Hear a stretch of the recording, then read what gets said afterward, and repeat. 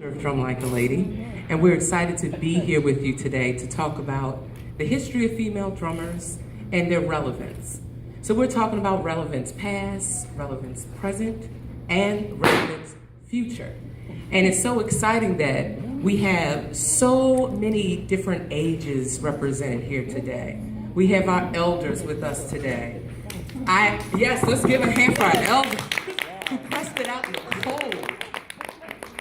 And then I also see what I would say, some of my contemporaries. I see some folks that look like they might be in the 20s and the 30s. And then I also see some beautiful children. I see some young girls. And I really like your face paint. That's awesome. I look forward to seeing you drum because you're gonna have so much energy. You're gonna bring us a lot of energy, I can tell. So I'm really excited that we're here today.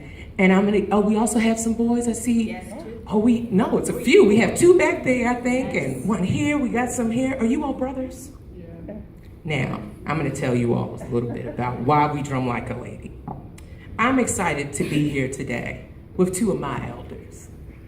And I'm a young lady, I'd like to still think. I'm gonna claim it all my days. That's the key. You just gotta always think, I'm a young lady.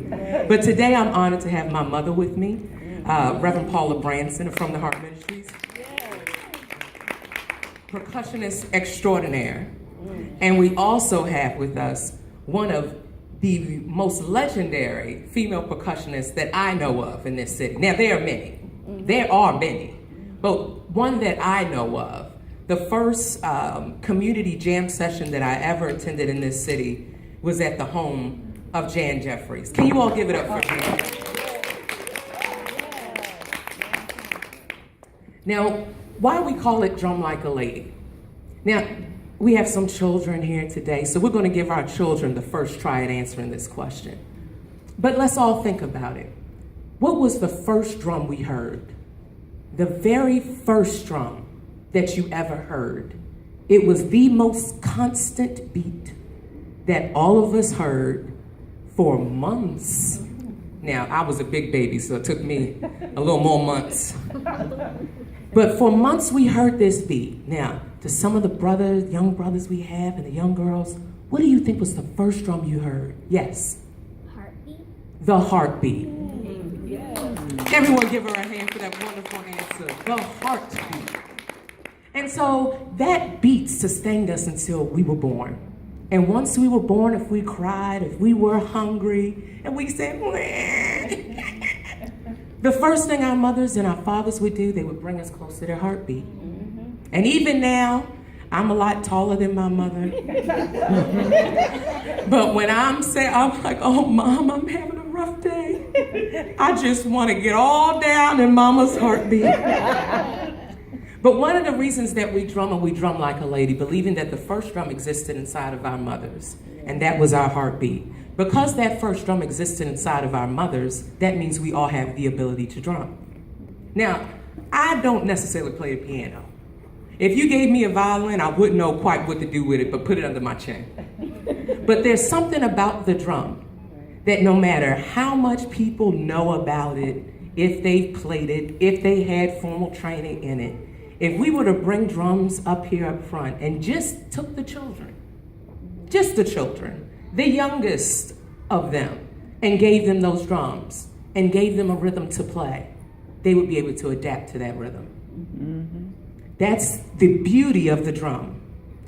Now, in Drum Like a Lady, I decided to call it that because not only did I grow up with a mother that was a drummer, which was an amazing thing. Mm-hmm. My first memory of my mother drumming was on was it a gold sparkling kit? Was it gold? Silver, she had a silver kit and it felt like it had glitter on it. And growing up, I have 3 other sisters, all girls. And my mother taught all of us to play those drums. Wow. Now, all of us don't still play today, but it's still in us. Right. And the key to it is as much as we wanted to hop on that kit right away and start beating and learning our beats, she gave us telephone books. And I'm like, why would you give me a telephone book if I want to play the drum set, the one that's right there?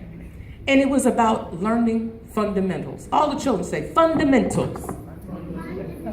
Oh, I heard it. And so today in this workshop, we're going to be talking about why we drum. We're going to be giving some examples on how to drum through fundamentals, through learning how to use the voice when drumming. We're also going to be doing collaborative drumming and improvisational drumming. Now, do any of the young people know what I mean by improvisational drumming? To improvise. One of these brothers, I feel like the one in the blue might know. What is it to improvise? What do you think?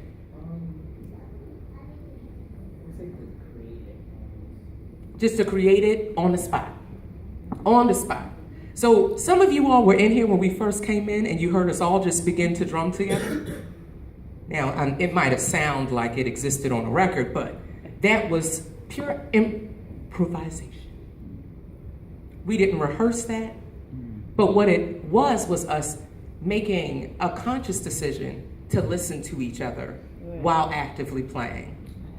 And that's a decision. Mm-hmm. In all music making, you're going to find musicians, singers that are choosing not to make certain decisions.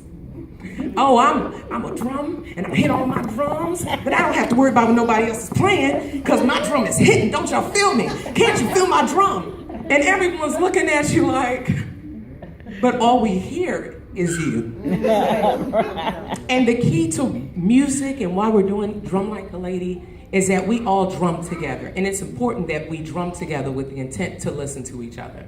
And we've been doing this for years together. I've learned how to do this under the leadership of my mother since I was a child. We would come to the middle schools and we would drum. And we would get together before we drum, like, so what we gonna do? What we gonna do? And my mother would say, well, just follow me. Let's see what we're gonna do. And that's what we would do. And I just appreciate that on-site learning. On-site learning. So today, some of you might have come here with the idea that, oh, I'm gonna join them. I'm ready to play. I'm ready to play. And some of you, when I give you an instrument, you're gonna be like, I don't know how to drum. No, not me. I have no rhythm. No, don't give it to me. I'm sorry. But just know that today is your opportunity to do something new.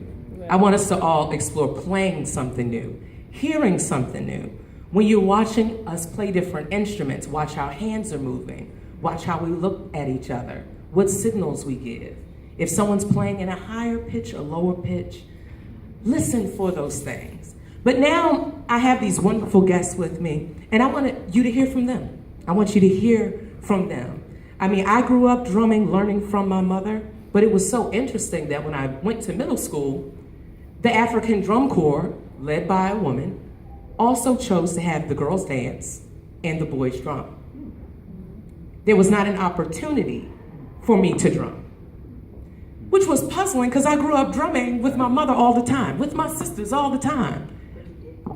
But I did dance. Now my shirt was a little high and my tummy was out a little bit, but I danced with everything I had until I got the opportunity to drum. But it wasn't just about letting girls drum. It was about making sure that we learned to drum with skill. Mm-hmm. Learning to drum with skill. And that was the most important thing that I had experienced as a young girl in learning to drum, and then learning what barriers existed for me as a drummer. And then learning how to overcome those barriers. And it really wasn't until I came to Philadelphia and I went to Girls High, it was in an all-girl high school, that there was no competition with boys to drum. It was about being the best drummer amongst other women. So it wasn't this competition with or against men. It was like, we have to learn how to just become better. And you would have to sit under whoever was the senior drummer and work your way until she graduated. Whoever's in 11th grade got to drum. If you were a freshman, you watched who was in 10th grade and you worked your way to drum. But every young lady made an effort to teach the other girls how to drum. And so when we drum like a lady and we do our jam sessions and we do community outreach efforts, it's about us learning from each other in order to become more skillful and to become more of a servant in our drumming, learning why it is important to share that gift of drumming. So I would just like to ask our other esteemed panelists today, what were some of the first memories that you had as a young girl learning to drum?